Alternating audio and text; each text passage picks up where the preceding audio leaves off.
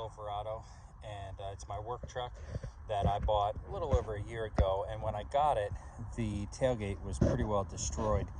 And back at the end of the summer last year, I was walking through the pull-apart yard and found a tailgate sitting there for 30 bucks. And so I picked it up. It's actually the same color. Of course, it's got plenty of scratches and stuff in it, but this is a work truck, so I don't care.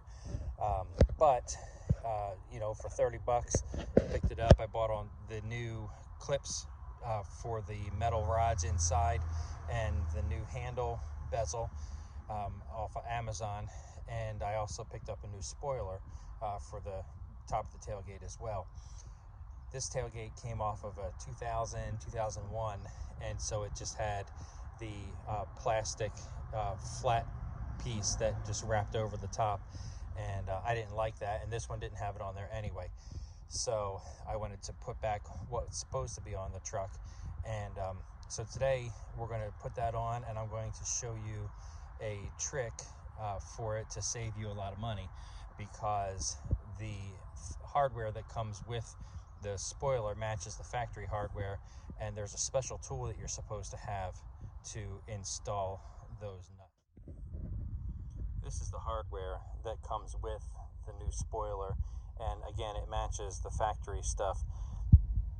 And this is the nut, and you can see that it's hex shaped on the outside, and this piece fits into the pre-punched hexagon holes in the tailgate. And then there's a special tool that you're supposed to use to actually pull this tight, and it actually mushrooms it out and grabs the tailgate. But that tool's like $50, and I don't want to spend that kind of money.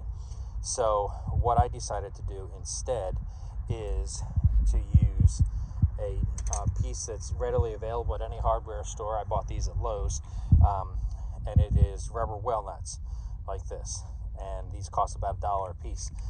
So that's those. I have one out of a package that I'll show you.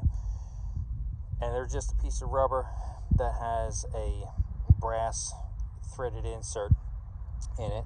And of course, these are standard thread, and the original hardware is metric. So I had to get different screws.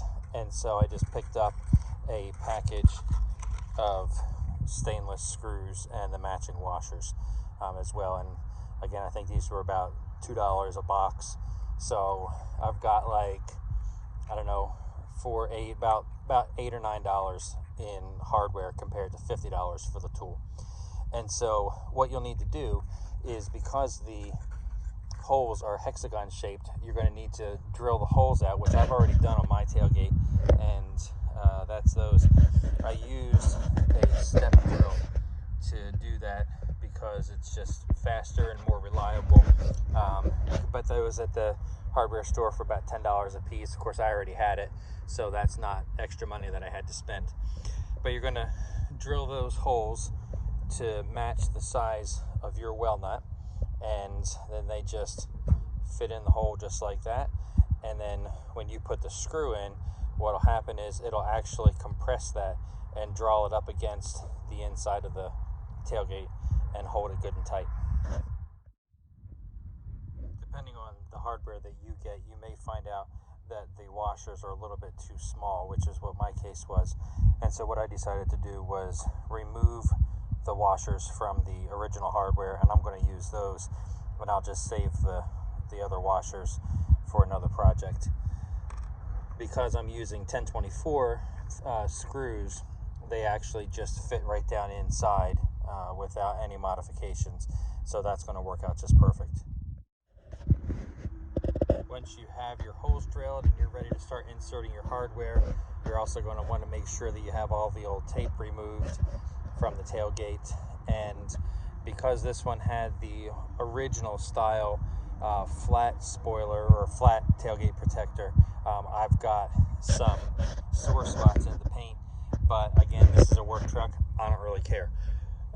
But then on the inside, you'll also want to make sure that you get the tape off, and you'll want to clean the edge of the tailgate, because the new spoiler has a piece of double-sided tape that you'll need to use to adhere the backside of the spoiler.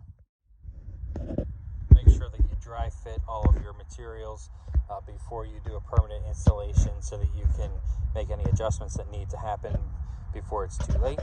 And when you get ready to install this, you're going to want to just take just a little bit of that double-sided tape backer and leave it, pull it loose. Don't take all of it off, because you're going to have a hard time making any adjustments before you have it permanently living where it needs to be. Now you're ready to set the spoiler on. You're just going to set it over top and just kind of use your hand to smack it down, and you'll get it close, but it's not going to be perfect yet.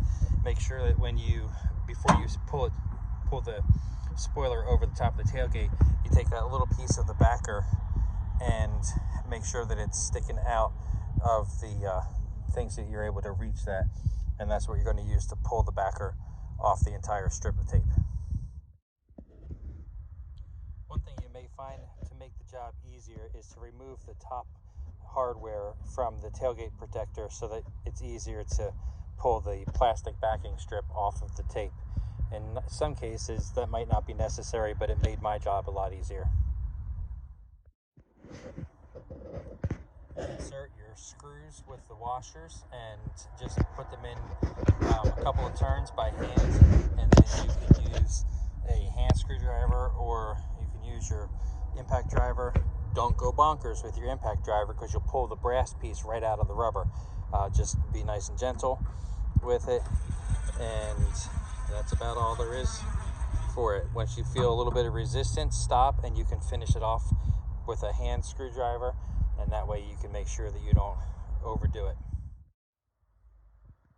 Once you have your screws tightened by hand and you have the backer pulled off of your tape, you're all set. Put the fasteners back in your tailgate protector and make sure that the tape is properly bonded, and that's all there is to it. Thanks for watching today. If you have any questions, feel free to leave a comment. Don't forget to subscribe to see what Ken is doing next time. Until then, have a great day.